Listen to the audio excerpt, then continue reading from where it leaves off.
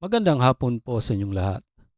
Narito na po ang resulta ng loto ngayong 2 p.m. draw, August 18, 2026 para sa mga games na 2D Lotto at 3D Lotto.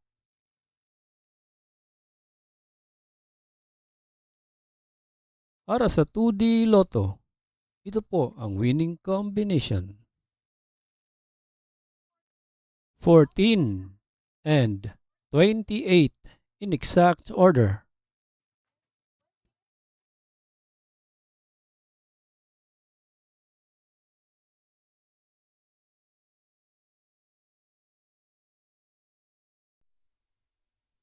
Kung bago ka pa lang sa aking channel, pwede kang mag-like, share, at subscribe para updated kayo sa mga PCSO lottery results araw-araw.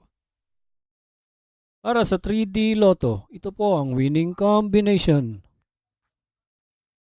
2, 7, and 7 in exact order.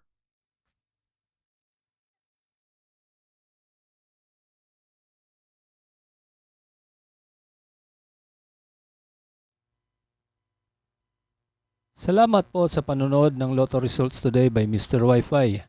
Good luck at maglaro ng responsable. Huwag kalimutang mag-like, share at subscribe.